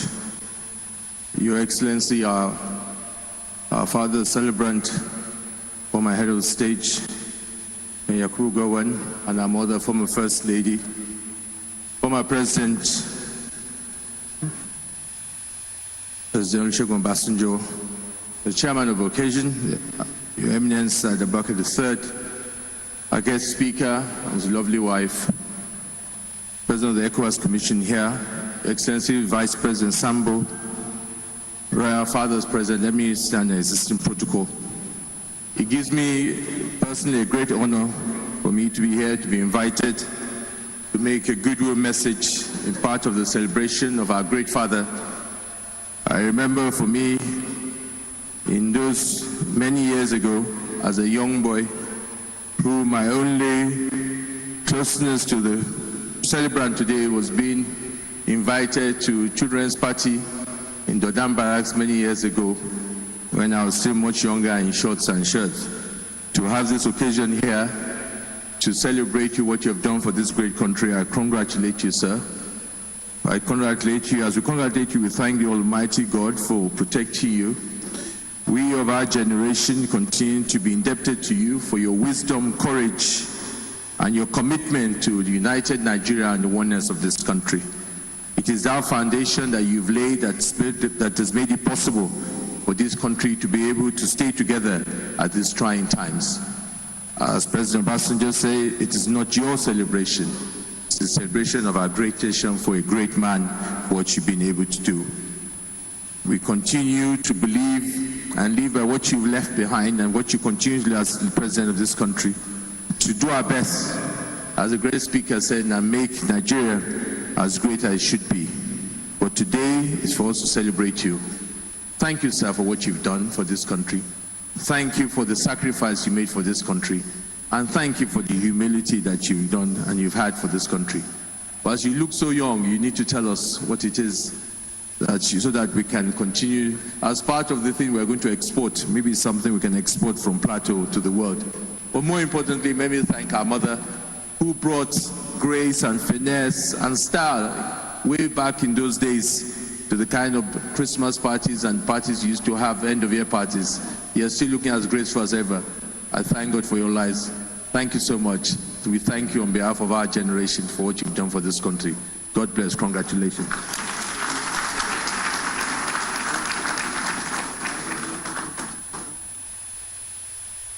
His Excellency, the former President of the Senate, the very distinguished Dr. Abubakar Bukola Saraki. Please give him another round of applause. Thank you very much, sir. And right about now, we are not following any order of protocol. We've just received the message from His Excellency, the former President of the country, President Ibrahim Babangida. His Excellency is now queued to speak. Media, if you are ready, so are we.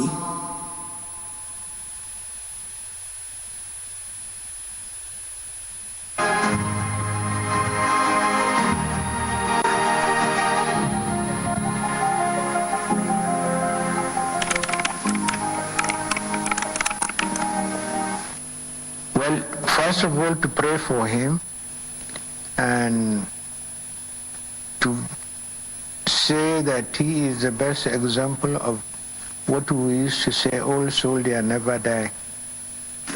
So I will continue to pray for him because I have always considered myself part part of this. I have lived with his brothers very closely, and I worked with some of his brothers too. So I have always considered myself as part of his family. He is a decent man, I must say. Very, very decent indeed. Free from disruptive influences. I think his ability to keep this country one, that is the greatest thing that General Gowan has done for this country. We still have a lot to learn from General Gowan. His commitment to this country, his commitment to the development of this country, and he was a decent man. And I will advise the younger generation to study General Gowan and read about him, read about his life and so on. And maybe you can start building it from there. He handled the affairs of this country at a reasonably young age. So if he was able to do it well, they should copy him, emulate him, so that they could do what he has done for the country. And the only way to do it was to study him, to study his life, to study his works, to study what he did even as a military officer.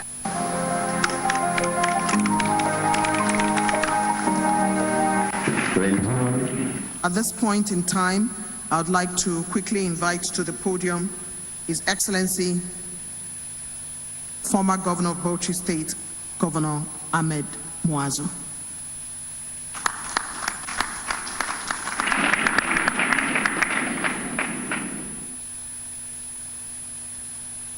Again, it's a long walk. Help me encourage His Excellency as he makes his way. Thank you very much.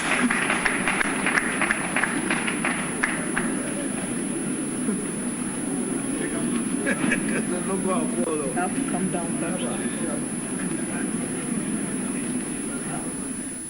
Thank you very much. Please come through. Watch your head.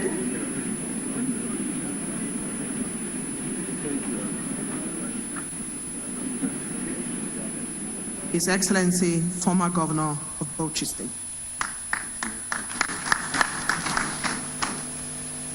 Your Excellency, our father, my father, our leader and leader of modern Nigeria, the celebrant, General Dr. Yakubu Gowon, and his very loyal, committed, and adorable wife, our mama, the new title of Lieutenant General fits you well. Yeah? Field Marshal. I thought it's Lieutenant General. Okay, Field Marshal. And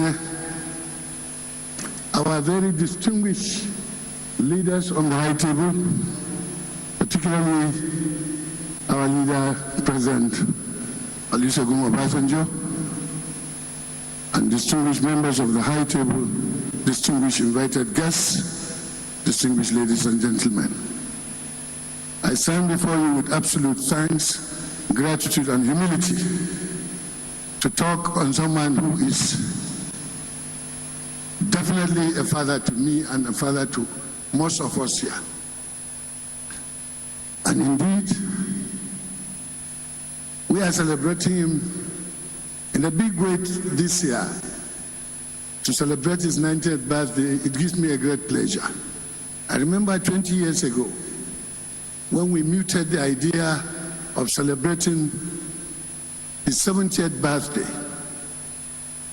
Professor Iliago and I and a few of us decided that we want to do that. And who do we get as chairman guidance, advisor, of course, no other person than Mama Victoria Gowan. We consulted her, we begged her, and she agreed that she should be celebrated, and we also agreed that it should be mute. General Gowan and any of his talkative associates should not know. And as a result of that, we kept it a very close heart secret to our hearts. And Madame was exceptionally cooperative with us. She gave us all the guidance, gave us all that we needed, and we did a very successful celebration 20 years ago. Why I am mentioning this differs from the one we did. This is very public. General Gao knew, his wife knew, of course, he's still the commander-in-chief of guiding the committee that I also am a member this year. And I pray, and I want to tell you that she has been the guiding angel for all the committee work. She's been so good to all of us and cooperative, and we want to thank God for that. General, you are young enough for me to be born 2 years after you finish your secondary school. And here I am with a bald head. Here am I, one-time governor. Here am I with more gray hair than anything. It tells you a lot.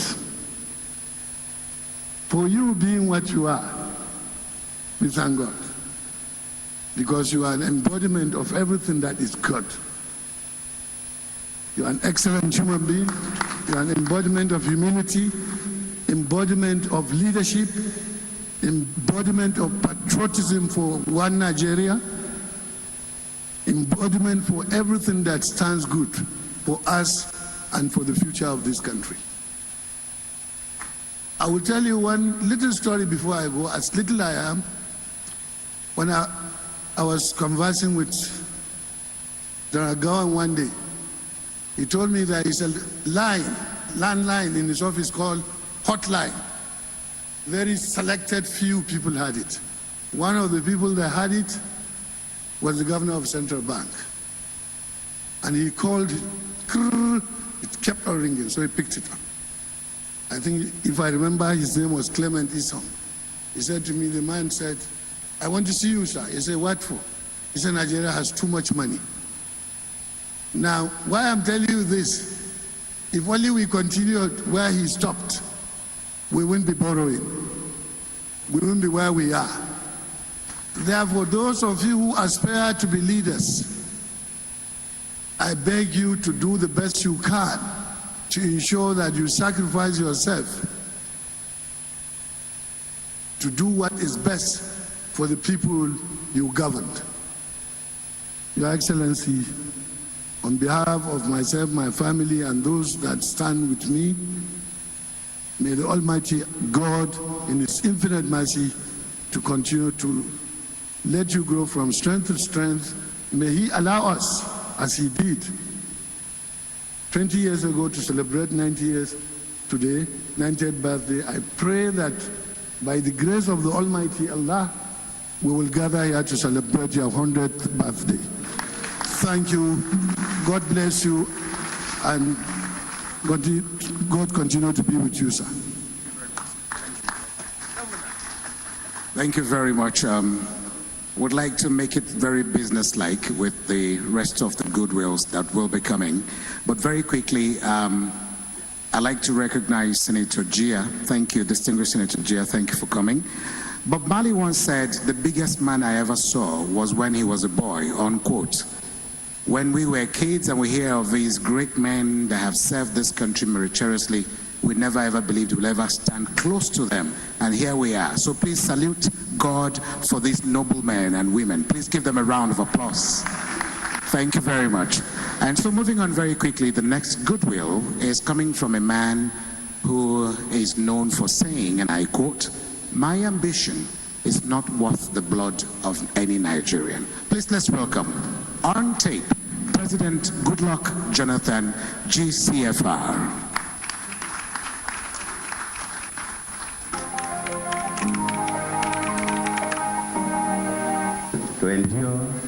one winter alone is not an easy journey.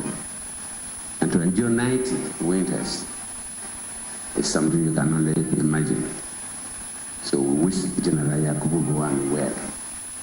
And people of my age and above, when the name Gowon is mentioned, what will come to mind is the Civil War. Then I was in primary school, I think primary 5 or so. It was a very